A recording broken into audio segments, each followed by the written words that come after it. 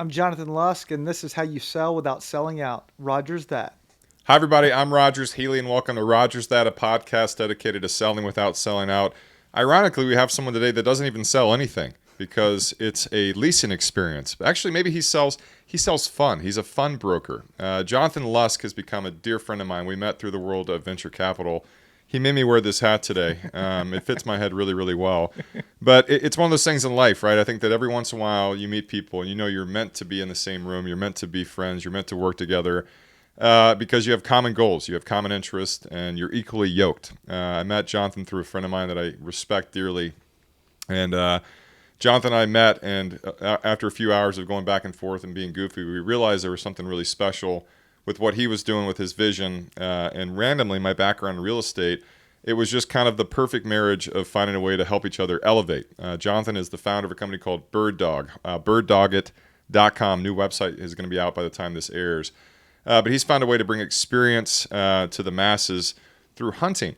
I'm not a hunter. If you guys know anything about me, I'm not a guy's guy by any means. The mustache, the pearl snaps, and the truck, it's really just a facade. But I love real estate, and I love disruptors, and I love people that can bring a layer of fun to stuff that historically maybe doesn't have that kind of personality. And so Jonathan's love for friendships, for relationships, for the Lord, for entertaining, for the outdoors have been the ingredients to a company that is now taken off, and luckily we were able to be a part of it. And so, Texas A&M graduate, husband, Christian, father, friend, and really just all-around stud of a guy. It's a long intro for a short person named Jonathan Lusk. So, Jonathan, welcome to the show. Thanks for having me, man. You're welcome. Super fun. Yeah, have a nice day.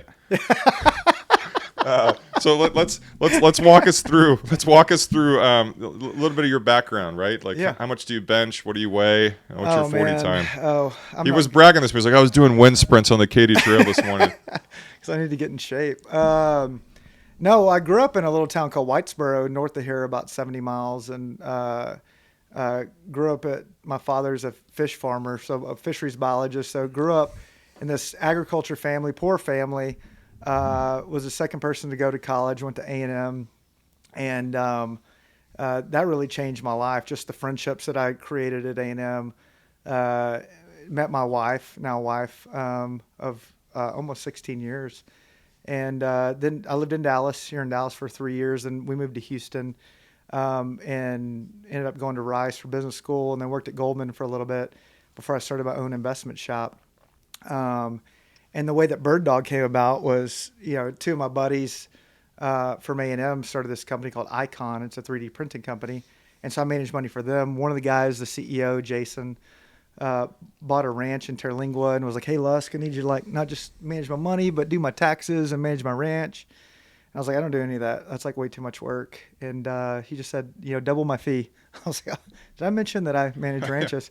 So I was just trying to find the Airbnb for hunting to put his ranch on so we could show some income in his LLC, and it doesn't exist. So I went to him and said, hey, I want to start this.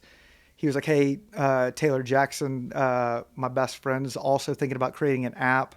I was thinking about it from a stewardship perspective, from a landowner, like how do we make money on these ranches for these families to offset costs? And then Taylor was thinking about it because he's in the construction business. How can I take my subs out to go hunt? Because it's hard to find places. 95% of the land is privately owned in Texas. Were you a hunter before this? No. So I grew up sanding ponds with my dad and delivering fish. And by the way, fish farmer. Farmer. That's a term that maybe some of y'all have never heard before. Yeah. But Yeah. So anytime someone's got a lake or a pond. Does he grow fish? He usually buys them from somebody else, but he does grow some of the fish. Wow. He does. And then you go sand them out of a pond. Someone's like, hey, I want to go build a big, bass pond. And he would go stock it and, be a consultant for them. So that's what I grew up doing. But we didn't have a tradition of hunting. I mean, I remember I shot one deer when I was 13 because he traded fish for the hunt. But honestly, I didn't want to be poor anymore. So I was like, how do you not be poor? It's like, go to Wall Street and do that thing. But about 4 years ago, I went and visited him at our house in Whitesboro, and we were fishing and swimming in the pond. We went and bought chickens for the kids. And I just told Kat, I was like, this is what I want to be doing for the rest of my life. So we went and bought a property out in the country. And I just had a list of things that I didn't know how to do that I wanted to do to get back to my roots. So I bought a bow and a bunch of guns and built a pond and I actually learned. I mean, I wasn't even a good fisherman because we never fished. We just worked. And so I was like, I learned how to tie a knot and you know start fishing because honestly, I wanted my family to grow up in this tradition. And I was like, well, if I don't know what I'm doing, how can I teach them? And so it was very therapeutic and just awesome to be able to have that place. And then we moved out there full time in 2020 and never looked back. And so BirdDog has kind of been an extension of what I want for my life and for my family. And I know the market very, very well from the hunter side. It's a lot of guys like me who have kids who are 9 to 15 years old who want to get in hunting, but they really don't know how to do it. It's very hard to access it. And so we do a lot of hunters education where you bring in the kids on the front row and the dads and the moms sit in the back row because they'll go, you know, I know what I'm doing. You should, especially guys, I know what I'm doing. I'm like, well, no, you don't. And neither do I. So you can kind of just bring down that pretty quickly. So they get educated and then we go outside and shoot guns and show the kids how to load them and shoot them. And then, hey, dad, you get up here and learn, you know, and then you, hey, here's a father-son hunt, which has really impacted people's lives. I mean, it's been 5-star ratings on every single one of our hunts. And guys are like, man, this was life-changing for me. I didn't know what I was doing. Now I do, and I'm hooked. And so that's been, and then they're your sales team. They just go tell everybody. You just have to create the experiences for them that you would want yourself. I want to go out of order with questions here because you're talking about stuff, again, like we're from Texas, right? And like we grew up, I grew up shooting guns. I really was never a hunter. I've still never killed a deer.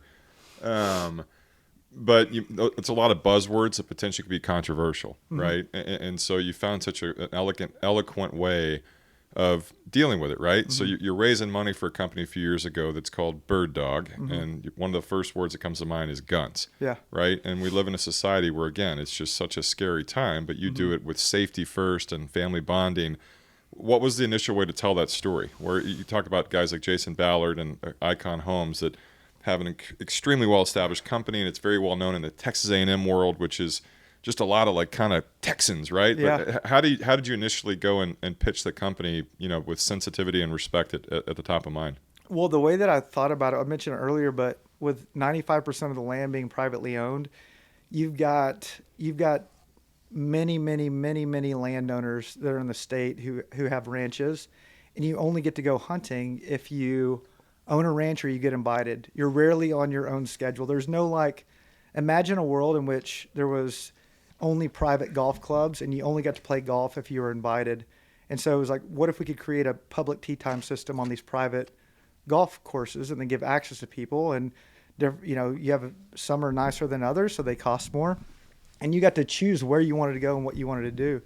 I think hunting is it's a tradition and a lot, I mean, since antiquity. And so people naturally get it, but they don't understand how to get access to it. And it's actually not even about the hunting. It's about the experience of like when you get off your phone and you're out in nature and you're with another friend and you can have these conversations. I think about it like this, where in the story that's like really, that I truly believe, and this is how I message it to people, is like, remember when you were young and you were with your grandfather, your dad, or your mother, or grandmother, or whatever, and life was so simple. It was before things got so complicated. And there are songs about it. I know you're a music guy. It's like there's songs about the good old days or being with, like, you can just sense it. You want it. You want me to sing the Dukes of Hazzard? Yeah, exactly, song? Man. Yeah. Or like the Judds, Flies on the Butter, you know, Mama's making sugar cookies. Yeah. And there's a hole in the screen porch that you accidentally ran through and you're going through the sprinklers. And it's a simple time. And it was before things got so complicated. And we always say, remember the good old days. That's what we're trying to capture. And it's not we're doing it, capturing that on these ranches where you can sit there and just take a breath for a moment. And it captivates your heart. And then you come back to work and get in the grind. And you're like, I want to go do that again. And from the business standpoint, again, Rice Business School, Goldman Sachs, etc., you have the pedigree to find a way to go and make it recurring. So you found a way, too, to where, again, like that euphoria of escaping, right? It sucks. And it's a country music song. There's a Florida Georgia Line song called Simple, right? Yeah. And not that I'm a Florida Georgia Line fan. But not that I'm not. But it just makes you realize, like, what am I doing, right? But the reality of going out and hunting, shooting a gun, fishing, killing an alligator, whatever it is, you got to go back to the grind on a Monday, right? But if you give them something to look forward to, then you have a different kind of business model, which, again, you're doing this, inside out, which I really, really like. So So you go through this version of kind of defining what the company is. You get the logo, you brand the hell out of it, and you start getting people that are using the service. And what was that like, realizing your dream was a reality? To where what he said, too, from my real estate background, I was like, man, this is, and I hate to make the parallel, but it's Airbnb for ranches. And on top of that, too, there's a reason Airbnb and VRBO have not really tried to do this, because in their mind it's controversial. Right. But it's a different layer of experience, which also invites corporate America, right? Invites bachelor parties, maybe men's Bible studies, women's Bible studies, etc. So what was that journey the first few months? Well, it's very challenging because it's a two-sided marketplace. And so you have to have enough ranches and variety that people will come on the website and go, hey, I want to go hunt ducks, or I want to go hunt deer, or whatever it is. So you have to have variety, but there's no guarantee to these landowners that you're going to give them enough business where they feel like it's worthwhile. So the supply side is very challenging. And actually, I thought it was going to be a lot more challenging than it was. It's actually that getting the hunters, because most our target market are guys that have not historically hunted, because we offer a premium service. So you've got to go get the ranches, and then you've got to go get the hunters, and then, marketing to those hunters, going, hey, here are the opportunities that you have. The education's a huge part. Like you said, you want everybody to be safe. You want them to be respectful of the land, because that's how we get access to these properties and build trust with the landowners. The first ranch was the hardest. It was like, hey, like, what's your experience in this? I have none, but I understand your issue, because from my background at, Goldman and just managing money, I understand trust in the state, I understand balance sheet, assets. And most of these ranches, if not all of them, unless it's a working cattle ranch, they all lose money. They all have lodges. They've all got they've got guides, game, and usually food. But if they have a website, it's on the 8th page of Google, call for pricing. It's very challenging to do that. The photos are 20 years old. So we said, and I read a lot about Airbnb, and it was like, what Brian Chesky did was he got a professional photographer to go take photos of all the houses. And the sales volume went up. So we hired a professional photographer, took photos of all the ranches, spoke with the biologist to understand what game was available, and then understand the pricing, and negotiated that first contract in South Texas. And then it was like, okay, I just went to the next one. Hey, we're doing this is what we're doing. How do you even find the people? How do you, again, like, so much of what you're doing? What was the statistic about the amount of land in Texas that's privately owned? 95% of the land is privately owned. And that's just in Texas. I don't know if you know for the world or the United States. I'm sure it's something that's probably pretty similar. There's more private land in the East versus the West. So if you think about Louisiana, Arkansas, Mississippi, Alabama, Georgia, all those. But if you go west, it's more public land driven. And so it draws, a different type of hunter, which you've got to understand the market. Like, if you try to start this in the West, it'd be very challenging, because there's not a lot of private landowners. It's driven by outfitters. And we focus on the landowner because we understand their issue. They want to make $50,000 to $100,000 a year. These ranches are in a trust. You've got 5 kids in the trust. One kid loves to hunt, the rest don't. And one kid uses it, but everybody gets capital called for feed bills, property taxes, and insurance.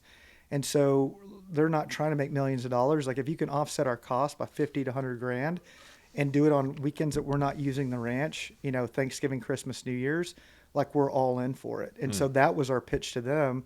And then we just market their ranches and put it on a beautifully designed website, and then go hit the market through different media channels. But how do you find those people? I mean, obviously there's only one of you, right? And you got a great team, but 95% of a massive state is privately held. You build out investors on a cap table of people who are ranch owners, hunters, and we get referrals all of the time. I mean, probably one a week. And then we go talk to them and we say, hey, what's going on? Especially right now, where interest rates are where they're at and corporate budgets are cut for these types of things. These ranchers or the landowners are, hey, we're not selling as many hunts. We need your help. So actually we've seen like an abundance of opportunities on the landowner side, and it's all word of mouth. And I always joke that, like, the tech bros from, Silicon Valley can't go talk to these guys and say, hey man, I want to put your ranch on my app. They're like, dude, get off my property. Yeah. It's a deep relationship of trust. And then I don't even have them sign a contract on the first one. I say, hey, let's go test it out and see if you like it. We'll pay for your photos. If you don't like it, we won't come back. But if you do, like, we want to continue to serve your family in this way. And here's 5 referrals of people that we work with. And so it's, and then we just deliver. Like, we deliver, they get paid. we charge a premium, which that will come down as supply increases. Like we've got all the data to go, hey, here are the 1,000 hunts that we sold this past year. Here's what people care about. Here's what they don't care about. Because all of these guys sold a company or built a company. They bought the ranch, but they don't run the ranches like a business. They run it, for joy and fun and family. But if we can help them get the data to go, hey, most people want to go hunt, 150-inch deer. They're not going to be spending $10,000 on a 200-inch deer. So it's very simple. Or hey, here's how much hay costs in the nearby county. Instead of spending 20 hours on the phone trying to find somebody to do these services, we can make your life easier. And so that's what we've really focused on, is what can we do on the profit and loss statement for these guys on their ranches to help them think like it and be able to explain it to multiple generations. It's like grandpa, dad, grandson are all making these family decisions. Which I'm sure is really fun. But again, from the business standpoint, maybe the obstacle that you faced at the beginning was you're like creating a new language in the world of ranching. Right. And so to be at the forefront of it is awesome from a business standpoint, from an investment standpoint, but you have to kind of give the same, not spiel, but you have to introduce it to people over and over and over again, where eventually you want them working kind of organically for you. It's all about having like involved, people in the cap table, which hopefully we're one of those people, but you get the ranchers working with each other, you become their golden boy. That's it. Or become the golden calf for the company. And so that's got to be hard too. I mean, again, like most people that have generational family, you're the bad guy no matter what, right? And then all of a sudden you show them you're doing what you're doing to help them, to help you, and then it kind of works from the inside out. And so the question I was going to ask is, are there competitors at all? And if so, how could they compete with the approach you guys are taking? So I would say our biggest competition is leases. So, old school, 10 guys, they pay in $15,000 a year. The ranch is 6 hours away from Dallas, Houston, San Antonio. You've got to fill feeders. You have a list of animals that you cannot hunt. And so, you go out on these properties and you got to schedule these 10 guys, and you take your son or whatever, your daughter, and you go hunt. And it's just, you're like, there's a big list of things that you have to do and things that you can't do. And we're saying, hey, we've got ranches that are an hour away from Dallas or an hour away from Houston. Come spend that same amount of money on 2 guided hunts where you've got lodging, food. We take care of everything. We've got these kids that are college kids who grew up hunting and fishing, and we call them vaqueros, and they're concierge on the ranch. You guys all need a vaquero. Everybody needs a vaquero. They're awesome. No way to describe the importance of a vaquero. We did an event, and he was able to bring one of their advisors and Texas country music legend Pat Green to this incredible concert for some investors, and the vaqueros were there. Just it was awesome. And they all get tips, and then they all get job offers, and then they go tell their buddies, and so we get the best of the best. And so they're out there, helping the chef, clean dishes. They basically just clean sheets and towels. They make the ranch look exactly like it was whenever the hunters leave. But while they're there, cleaning guns, animals, and the guys love it. The users, the hunters absolutely love it. So we've thought about that also on the service side for the landowner and the hunter, and it gives them an opportunity to meet all these people. So, yeah, that's kind of what we've done, and we get all the hard questions like, who covers insurance? How does this work? What if this happens? What if this happens? So I've pitched it enough, probably 500 times, that there's probably not a question that they've asked us that we can't do. So going back to your question about competition, I would say leases are probably the biggest thing that we're trying to convince people to do, and a lot of the landowners, would prefer to have guided hunts versus leasees on the property because they're on there less, and then we can just pack a punch with going, hey, we're going to bring these 10 folks during this week. Here's how we're going to do it, and you're going to make the same amount of money as you would with somebody on the property all the time, because they always say like the landowner's favorite thing to see after hunting season is the taillights of people leaving the property. Wow. And so if we can improve that for them and build trust, then they're going to give us more access. And then they go tell their buddies. Yeah. Like, hey, man, you got to use BirdDog for this. They did a great job. Can I ask you a somewhat invasive question? Of course. If you were a wild animal, what would you be? I would be a honey badger. So with the competition, again, like I hate to say this, but like the good old boy approach, it obviously works, right? how do you take that to scale where you're based in Texas and Mm-hmm. obviously you guys have opportunities to hunt in Africa. Mm-hmm. You've got them in the middle of nowhere, Texas. You got them in the middle of nowhere, North America. But how do you take that approach where I don't know if you have conflict between Goldman Sachs, Rice, Jonathan versus like, Brenham, Texas. I want to be a fish farmer and learn how to live off the land, Jonathan. Mm-hmm. What's the happy medium there to take this thing to scale like you're doing? I think all of those things put together, I think like the Lord had a plan for my life, or like I'm starting to see it, that because I've got both, like it's a really cool deal because I can talk to the CEOs of the biggest companies, and I can talk to the guys because I grew up there. And I know exactly. I mean, it's just I can relate, I can connect, and I understand, and then I've got the financial acumen or whatever, but also the heart for You can these say that people. you're smart. It's okay. Well, but I like I can like I just know it. So on the scalability, what we're seeing is people are coming to us. And I'll give you an example. There was a guy who emailed us through the website from South Africa, and he was coming in for Dallas Safari Club. I was like, hey, I want to put my ranch on your website. And I was like, I'm not ready to go international. Let's nail it here in Texas before we do that. We've got a lot of people coming from internationally to set up booths at Dallas Safari Club, and you've got people walking the stage and talking to different people. And he said, well, I want to put our ranch on BirdDog. So we've got about 1,000 people a day that are looking at hunts and booking hunts and things like that. 1,000 people a day. Yeah, yeah. And so he was like, hey, what's the deal? I was like, hey, here's the deal. Send us photos, descriptions. We'll put it on the website. We're going to keep this percentage of every penny spent, and don't ever cut us out of the deal.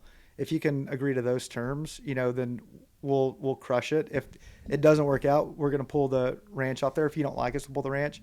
Or if you like call our guys directly, we'll pull it. But like, I think this could be a great partnership. We put it up, and within 2 weeks, we had a couple that signed up, went to Africa, hunted with them, wrote a review.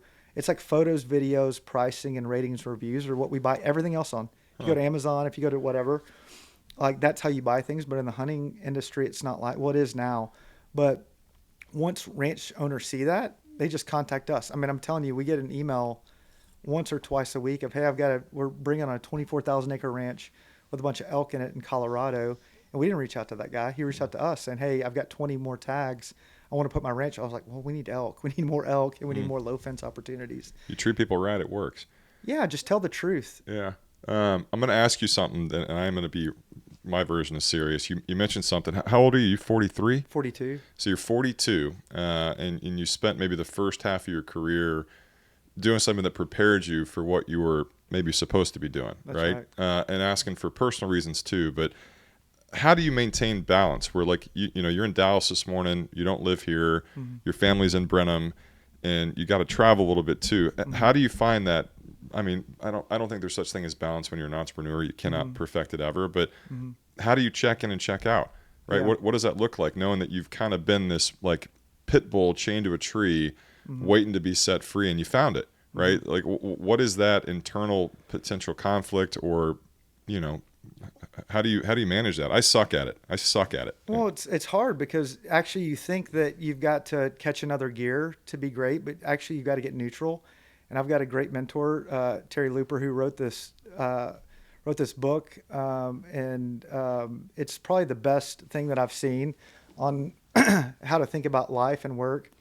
Because I was telling him the story about it, and he was like, "Well, I think you're just ahead of the Lord." I go, "What?" He goes, "Like you're doing all these things, but you're not neutral. You're trying to catch another gear, and it's actually when you get neutral and you're happy with either outcome." And he's got a framework, but like be okay with yes or no, and then like the Lord will basically reveal to you what you're supposed to do. And you think you just got to catch it. He's like, you're going to burn out. He's like, I burned out when I was 37. It's going to happen to you, but that's okay. Or you can make a change right now. He's like, there's a correlation between, pain and your change. So we eventually get to like so much pain where we're forced to change, or you can change now. And so that made a big impact on my life. And so then I operate from first principles, and I just think about my family. And, I came from a broken family. And so I think we're really impacted about what is our history and where did we come from, and then what do we want to achieve on this earth. And it was like, well, my marriage and my children are the most important things. And the first year I went on 22 hunts. I mean, I had to be there. I had to understand what the experience was like for the landowner, and I had to experience, see what the experience was like for all my hunters, and then fix it, because you have to see it to know it needs to be fixed, and then train people to go do it. This year I've built out a team that I send them to go on the things, because I need to spend time with my wife, I need to spend time with my children, and I need to like make sure that my family comes first, because when that all works, the rest of it works. And then I'm just free. I operate like with my hands wide open, and I wait to see what comes to me, and then I jump on it and go deliver. And that's how I think about it. I get up early, and I work all day, but I love it. The other thing to that point about slowing down is, I read this great book called The Ruthless Elimination of Hurry, and it talked about taking a Sabbath. And so what I do is I turn my phone off on Saturday nights now, and I don't turn it back on until Monday morning when I get up. And I don't need that dopamine hit on a Sunday. I just completely focus on my kids. It's like sleep in, eat breakfast together, go to church, get home, take a nap, cat takes a nap, and then I play like a 3 or 4 hour game of Monopoly, or go play basketball with my kids. And I'm not going to look at my phone to get a dopamine hit about stuff that doesn't matter. And then we make dinner together, and then like have a great night. And then I go to bed early, and I wake up at like 3 or 4 in the morning on, Monday. And it's right around 35 emails and 35 text messages, nothing urgent or important. And then I just delete like 90% of the emails, because it's nothing that I need to be handling. And I'm basically caught up in about 30 minutes. And then I have this rhythm in the morning that I do, but that's how I do it. I mean, I think about that framework for my life, so that I don't get burned out. But it's actually not catching another gear. It's actually getting neutral. You have to slow down if you really want to speed up. Dude, that's wisdom right there. That was like the longest nugget yet. So I know this is not going to make to the podcast, but they find like a one little ism throughout, and every time I can always tell that was your nugget. But I feel like he was the first one that actually answered that question. Yeah, no. Like there's no such thing as balance. Yeah, that was really awesome, man. That was really... Yeah, it's intense. I mean, it balances, but you don't focus on balance. You focus on first principles. Yeah, man. I need to introduce you to my dad. He read that. I don't read books, but he read that. I think our pastor talked about it. It's very good. Yeah, I'm not turning my phone off. So talk to me about challenges. Again, whether it's the fact that you're doing something that maybe is not in vogue right now with hunting, right? Like sometimes people kill animals, right? And people don't realize like you kill animals to technically eat the animals and survive. But what's been the biggest challenge you've faced, and how have you overcome it? Yeah, anytime you take a life of an animal, it's like there's a range of emotions. Like people are always sad, and then it's exhilarating. One thing that you've seen a trend in hunting in the U.S. is through, Steve Rinella, Meat Eater, and he's public land hunting, and he's really drawn in a lot of people around knowing where your food source comes from. And so this is the healthiest, animals that you can eat. So actually going to harvest an animal and then fill your freezer with it, you're eating. I mean, it's a lot healthier than, anything else you could do. And so what he's actually drawn in is a lot of hipsters and people from the city who are like food conscious. And so those folks are turning into, big hunters. And it's very interesting. And so I think it's really amazing just to hear the range of emotions that people have, because it's not just, hey, I'm big and tough and I do this and all this stuff. It's actually, that's not even true. It's, it is emotional. The biggest challenges, this has got nothing to do with like hunting, but it's like people. It's like very challenging to hire people and to find, I think it's the hardest thing that I do. And it's the most important thing that I do as a CEO. The only thing harder is keeping them. Right. Well, there's some quote that I heard that was like, create an environment where the people who work for you. Richard Branson. Is it Branson? Okay. Yeah. So I think about that a lot. Make it where they could leave you anytime they wanted, but make it so good that they never want to. Yeah. And the best people, you want to keep them, and you want to make this. But that's what I've learned is like hire A players. And whatever they say is like A players hire A players and B players hire C players. But like having to hire A players, and when you don't make that, like move quickly. A lot of people say, hire slow, fire fast. In a startup, you can't do that. You have to hire fast, fire fast. Yeah. I heard a quote that maybe jacked me up forever, or it was the best thing ever. It said, B students work for C students, and A students are teachers. And I was like, well, I was a C student when I heard that. Yours was a little bit more advanced, but yeah, straight C student all the way through. There you Okay, so to pretend like I am a potential landowner and you're pitching the services of BirdDog. What does that conversation look like? go. I'm asking a lot of questions like, okay, so what are you trying to accomplish with your ranch? What are you doing right now? Who in your family is involved in the operations? Like, what I've experienced with previous landowners like you is that, property taxes, feed bills, and insurance, they're expensive. It's anywhere from $50,000 to $500,000 a year. Like, what are you doing to offset those costs? And which of your family members like to use the ranch? Who doesn't? When are you there? What game do you have? When can we be there? And here's an example from the website of how we would show your property off. Here's some examples of, people that we would bring. We do a lot of corporate hunts, where we bring 8 or 10 folks, on a week or weekend where you're not there. Here's what you should expect to make. Here's how it works. We've got these vaqueros that'll come on your property. Here's how they serve you. Here, it just works. And they go, okay, well, here's the answer to all these questions. Where do we sign up? And that's usually how it goes.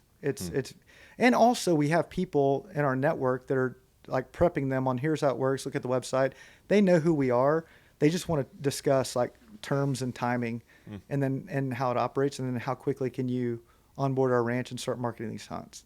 So it's very simple. It's a very simple thing. So as you've gotten older, you start to feel things different, right? Mm-hmm. And you're a husband and a dad, and you turn your phone off on a Saturday, and you kind of live life. But as far as like the feel good part of what you're doing, I mean, I don't think you are the kind of guy that's going to take a day and be like, I'm so proud of myself, for real, right? But I mean, but what does that mean? You're providing an experience where you don't know the impact and the butterfly effect of a father or the mother with a son or a daughter, or friends reuniting, or maybe it's a Bible retreat, maybe it's a bachelor party, a bachelorette party, but all your vision coming to life, and not that long of a time. I mean, we're talking a few years here, and this thing is growing literally worldwide. But do you ever take the time to just go and kind of relish in that and be like, man, this is really cool to see what's happening? Yes. So I've got a great mentor of mine who just helped me frame exactly what we're doing.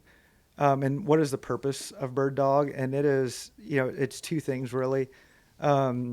Like our why is to help landowners be better stewards of their property, which helps them steward their family, and tell them the truth of here's how we can do this and here's what you need to do.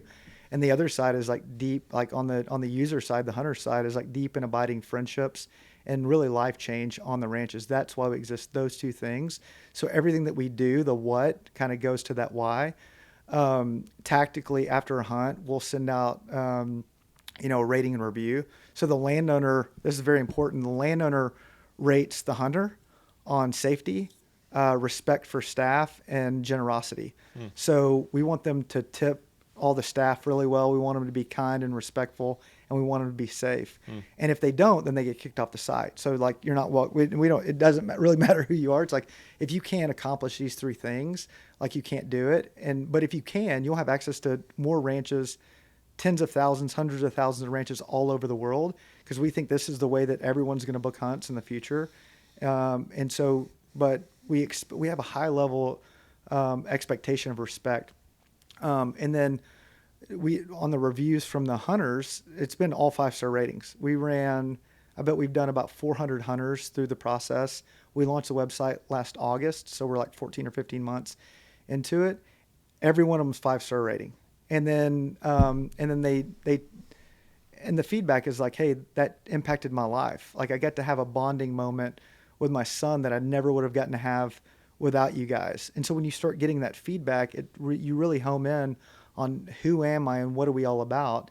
And it's about life change, and we're seeing it. So that's what motivates me if you can focus on the process. It's like a Nick Sabanism is like, if you can focus on the process, like the scoreboard just takes care of itself.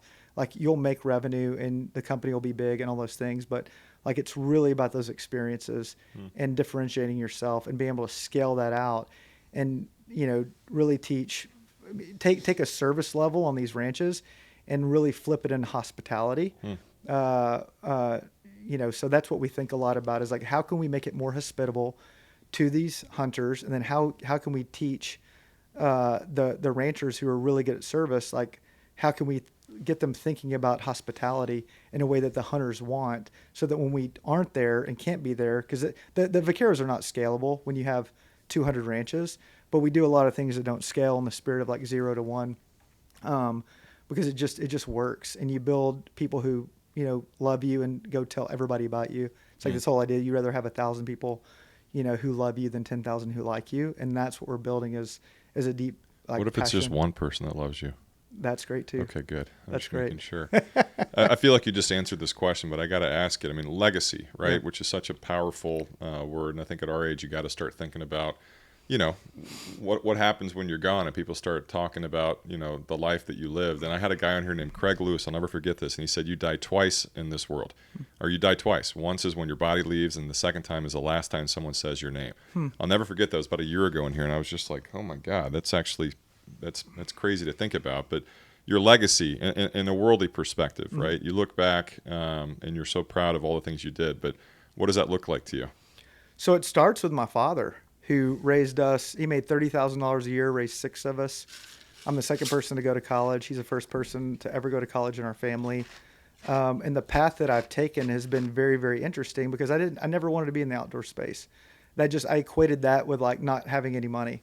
And so it's very interesting coming full circle that I'm now in the outdoor industry. I tell this story about, there's a guy named Charlie Lusk, who's like this really wealthy developer in Houston. And when I was at Goldman, everybody's like, "Hey, I know your dad, Charlie Lusk, great guy." I was like, "That's not my dad." I was like, "My dad's Bob Lusk, the pond boss." And it's so funny because now I'm in the outdoor space and guys are like, "Hey, Lusk, is your dad the pond boss? Is that No way. Bob Lusk?" I go, "Yeah." I was like, "He helped save my fishery back in 1987 and did this, or 1992 I hired him and we built this big lake," or whatever it is. And so it brings me a lot of joy to get to almost come full circle in my family. It's almost. Yeah. It's almost as if it was designed. And by the way, Charlie Lusk, if you're watching, you should go book a hunt. Take all your friends. Exactly. So I think a lot about legacy, because I think about my children. It goes back to why I spend so much time, with them, so much time with my wife, is because my dad got the ball down the field as far as he could, and I'm going to get it down as far as I can, and then my kids have got to take it. And so, but it's not just impacting my family, but the other families. Set an example, because a lot of people watch us, and they go, "What is this guy doing?" Like, I want to be like him, and I have people that I want to be like. And I just think about, when you think about the first death, you think about who's going to be at your funeral. Isn't that a crazy thing? I mean, it's not that profound, but it kind of is. It's crazy. You die twice. Yeah, and you see a lot of people that just fade away, that start strong and then they fade away, and it's a marathon.